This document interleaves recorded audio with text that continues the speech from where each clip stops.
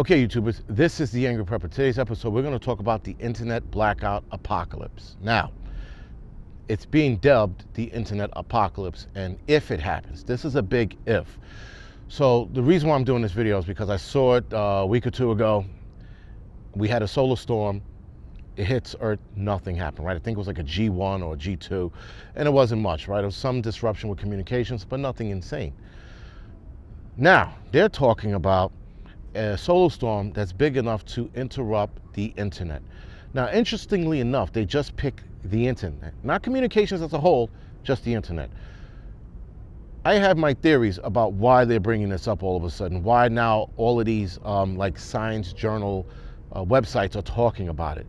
I think it's a segue into something that we're not gonna like, to be honest with you. But let's get into this whole internet apocalypse. So according to the latest study from California University, this study was done by a guy named Abu Giaji. I'm pretty sure I fucked that name up, but this is the guy's name. And according to that study, in 2021, we are supposedly going to see a massive solar storm. So listen, maybe they're seeing something we don't, I don't know. But nonetheless, they're saying that this massive solar storm can interrupt the internet. So never mind technology as a whole, never mind all communications, just the internet. According to this solar storm, it could knock out the internet all over the world. Now, the closer to the equator you are, the better chances you got of your internet not being disrupted and or destroyed. Closer to the poles you are, the magnetic poles that is, the better chances you have of losing internet for a few months. Now, they said a couple of days to a few months. Again, guys, a wide range of not having an internet. And the problem with today's society is we are dependent on the internet. Hospitals are dependent on the internet. 911 systems are dependent on the internet. Planes, supplies, boats, all dependent on the internet and satellites. So if there was to be a massive solar storm, there would be a lot of disruption. That would be like a mini EMP because it would disrupt so much. Trucking companies would be affected by the internet. Colleges would be affected by the internet. Your home internet obviously would be affected by the internet. You might not be able to call people if you have a phone service over the internet and not old school cable or wired rather, or landline, sorry, right? If you don't have a landline connection, which everybody should be getting now, if you don't have a landline connection and this solar storm happens, who are you gonna call? How are you gonna call them? Right? You can still call 911 through a landline. You can still you can still do a lot of things through landline. But there are a lot of people and a lot of businesses, guys, that run their phone service or their communication through the internet. Now, this research also states that the radiation being blown towards us from the sun can even affect underwater cable lines. Again, I'm a little fishy with that because a lot of these lines, guys, these internet cable lines that lie in the ocean, they lie deep in the ocean. So you mean to tell me that this radiation is going to be strong enough, or this ionized particles are going to be strong enough to affect the cables under the ground, under the water? And they're at depths, guys, in some cases a mile. So again, how's that even possible? I'm starting to sense bullshit, and I'm starting to sense an excuse to shut the internet down at some point. So for those of you still wondering what's a solar storm, well, a solar storm is when the sun releases energy, right? And it turns into like a storm, if you will, like a cosmic sun cloud, if that makes sense. And the sun will, for lack of a better term, burp, and this burping effect is on a grade, right? It's from a G1 to I think a G5, right? G5 being the worst, G1 being the least, what you call it, to worry about. And a lot of the times, a solar storm is a G1, but a G5 is bad, right? A G5 disrupts all communications and power plants as well, just the same. So they're looking at a G3 or G4 that would interrupt just the internet and or communications across the world.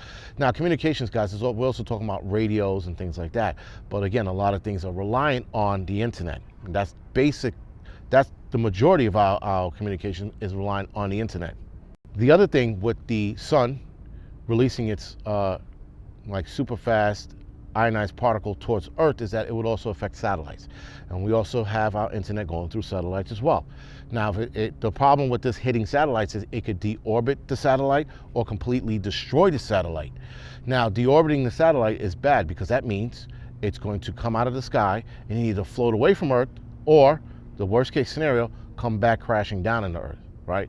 So again, guys, the solar flares that they're watching, I'm starting to think, are they trying to play this game with us about a solar storm happening and it's real, or are they trying to sit there and use that as an excuse to shut down the internet in the near future when people are talking about dark winters? Is this one of the things that they're going to set off on us? Who knows?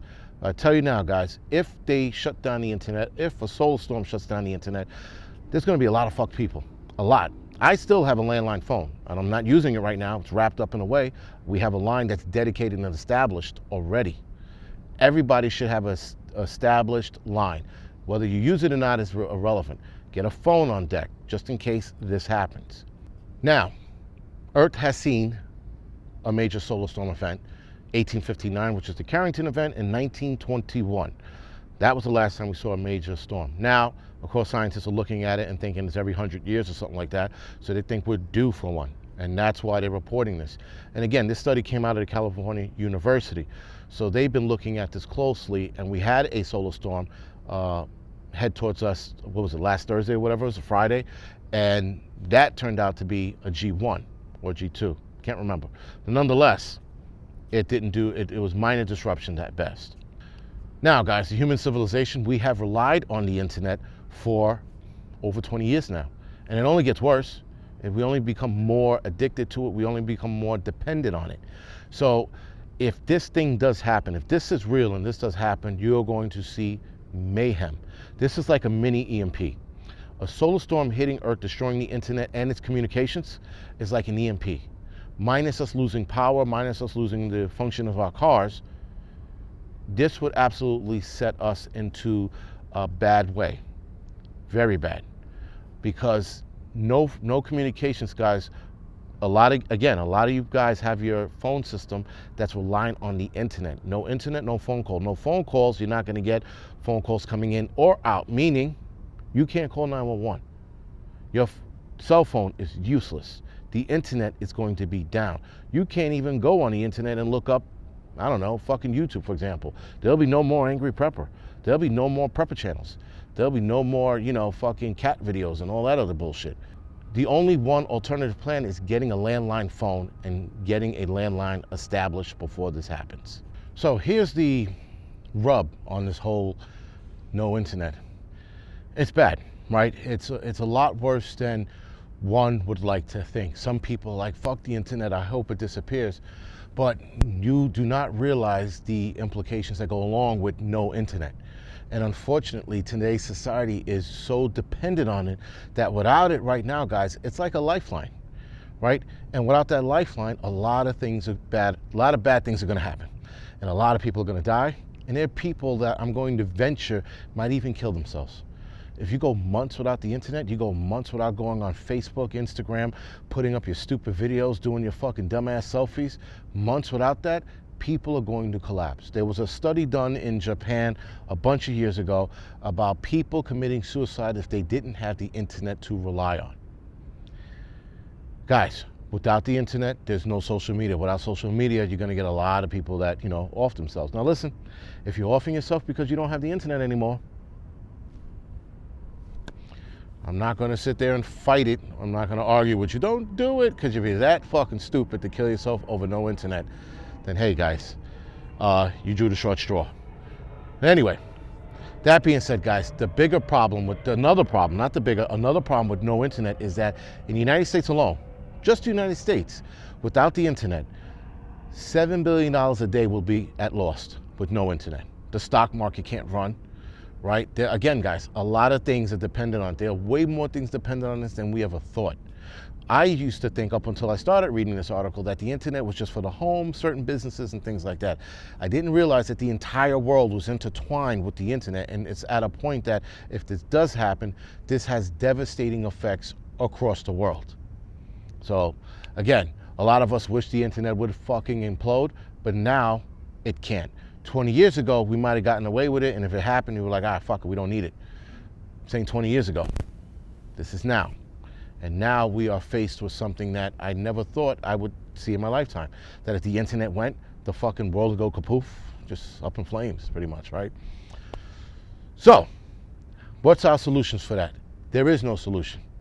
If the internet goes, guys, there's no solution. The only solution for preppers, and this is one solution, is establishing the communications the old way. Your phone line, like I said before.